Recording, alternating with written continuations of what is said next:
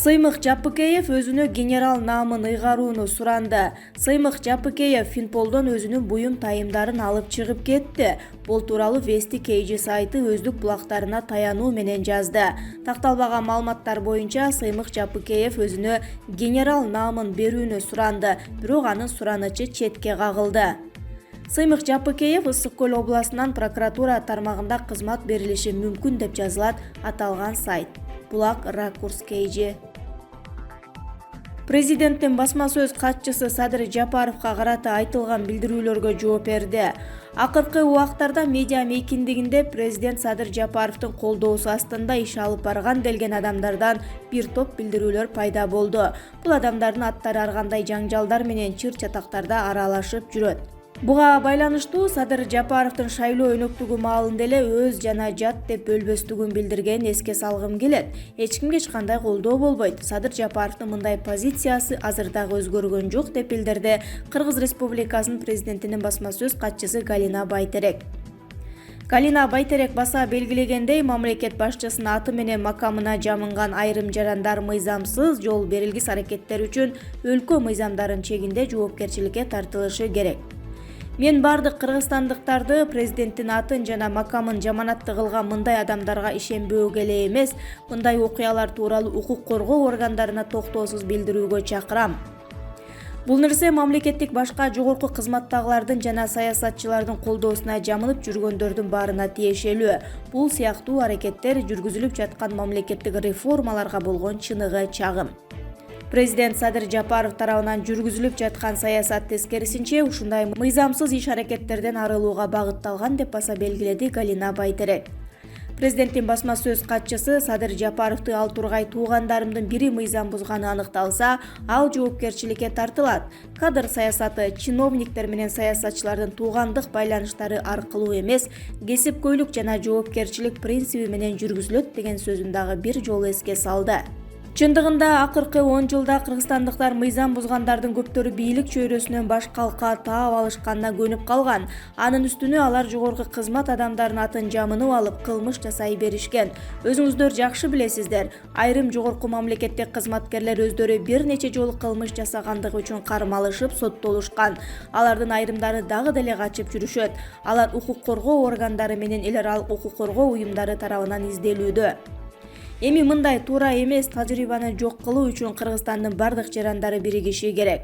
Чиновниктер, мамлекеттик кызматкерлер өз чөнтөктөрү же туугандары менен дос тамырларынын кызыкчылыгы үчүн эмес, эл үчүн иштеши керек. Дагы бир жолу кайталайм, жүрүп жаткан жана пландаштырылган реформалардын бардыгы дал ушул багытталган. Эми бул аракеттердин баары ишке ашуусу үчүн жарандардын колдоосу өзгөчө маанилүү деп баса белгиледи президенттин басма сөз катчысы Галина Байтерек.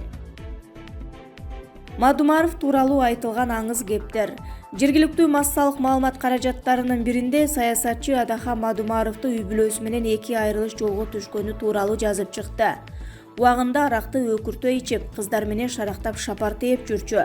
Учурда үй бүлөсүн таштап кетти. Ачуусун кимден чыгарышын билбей, эми баш мыйзамдын долбооруна референдумга каршы чыгып баштады. Убагында Мадумаров президенттик башкаруу ылайыктуу деп айтып келген, эми өзүнүн сөзүнө каршы чыгып жатат. Аялы менен ажырашып кетсе эле баш мыйзамдын долбоору күнөөлүү болуп калабы деп кошумчалаган. Ишенимдүү Булак белгилүү саясатчы Мадумаров тууралуу айтылган маалыматтар чындыкка дал келбей турганын билдирди. Жеңиш Молдахматов жогорку кеңеште каржылоону токтотуу керектигин айтты.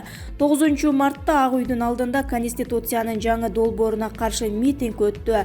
Нааразычылык акциясына мурдагы депутат Исхак Масалиев, Конституцияга каршы борборунун өкүлү Жеңиш Молдахматов, жогорку кеңештин депутаты Дастан Бекешев, Конституциялык палатанын мурдагы судьясы Клара Сооронкулова, жарандык активисттер катышты. Алар бийликке легитимсиз парламент тарасын, жогорку кеңештик каржылоо токтотулсун, тез арада жаңы парламенттик шайлоо дайындалсын деген талаптарды коюп жатышат.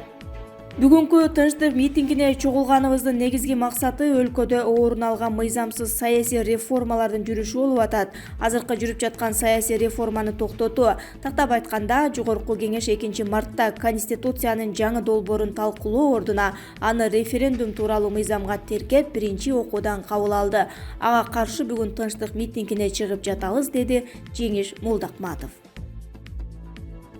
Жапаров Ташиевдин үстүнөн даттанганы чынбы? УКМКнын билдирүүсү.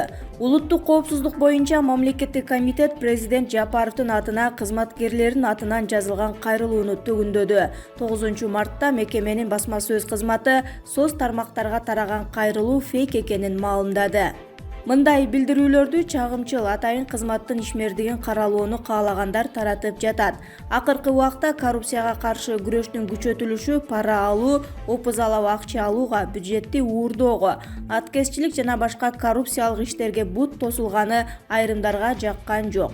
Ошондуктан УКМКны шайлоо жараянына кийлигишип жатат деген маалыматтарда атайын жасалган чагымчыл калп. Атайын кызмат тескерисинче шайлоодо саясий, административдик жана башка басым кысымдарга жол бербөөнүн үстүндө иштеп жатат деп жазылган маалыматта.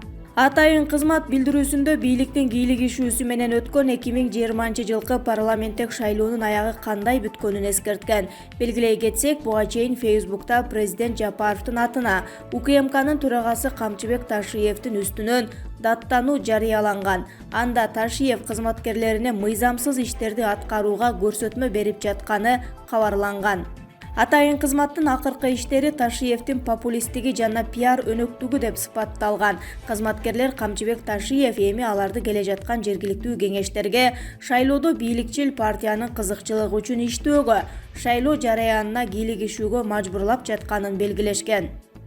Ташиевди төрагалыктан четтетип, кызматтык иликтөө жүргүзүүсүн мамлекет башчыдан өтүнүшкөн. Камчыбек Ташиев президент Садыр Жапаровдун саясаттагы үзөңгүлөшү, жакын досу катары айтылып келет.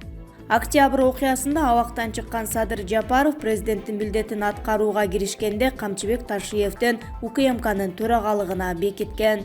Булак Назар Ньюс. Аялдар уюштурган митингдин артында коркунучтуу күчтөр бар. Токтайым Үмөталиева.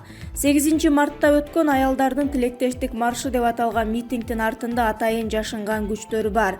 Бул тууралуу укук коргоочу Токтайым Үмөталиева Медиа Центр мультимедиалык маалымат агенттигине берген комментарийинде билдирди. Анын айтымында бул митингдин артынан сөзсүз коркунучтуу элементтерди байкаса болот. Ал элементтин өзгөчөлүгү жыныстык жактан башкача көз караштагы адамдардын кызыкчылыгын коргоп кетүү болуп жатат. Зордук зомбулук темасын жок кылыш үчүн биз ата-бабадан калган түпкү салттуулугубузду, нарктуулугубузду, улуттук касиеттерибизди кайра кайрып келишибиз керек. Эмнеге? Себеби кыргыздын жашоосу энени, кызды, күйөө баланы, кудалыкты урматтоо философиясы менен байланыштуу болгон. Кыздын 40 чачы улуу, төрөгөн энен алдында бейиштин төрү дайыма ачык деп айтышкан илгери. Аял төрөгөндө 40 күн эч нерсе кылдырбай төркүндө жөнөтүп тыңытышкан. 52 күн өткөндөн кийин гана той өткөрүшкөн. Мына ушул салттарыбызды кайра кайрып келишибиз керек. Энеликти урматтоону туу катары көтөрүү зарыл болуп турат. Ошондой эле Кудадан, келин Алладан келген үй бүлөнүн учугун улай турган бүлө деп өйдө караган эмес. Керегем сага айтам, келиним ук деп бекер элде макал калган эмес. Улуттук касиеттүүлүктөргө таянып, аял затын, энеликти коргоо идеологияны кайрып келишибиз керек. Ошондо гана зордук зомбулук жок болот деп белгиледи Токтайым Үмөталиева.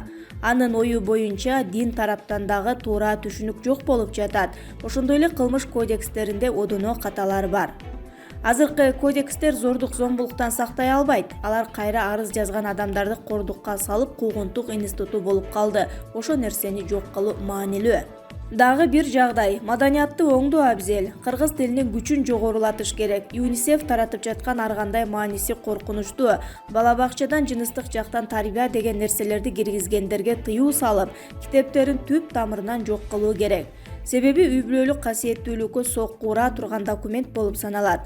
Европада андай таңгуланган нерсе жок. Ансыз да азыр жаштар үй бүлө күтүүдөн, үй бүлөлүк касиеттерди сактоодон кача баштады.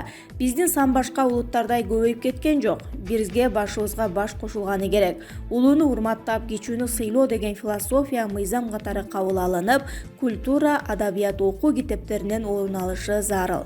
Келечекте кылымдан кылымга келе жаткан кыргыз улуту гана анын традициясын сактай алат, ошондой эле билимдүүлүктүн сапатын көтөрүүбүз абзел деп кошумчалады укук коргоочу.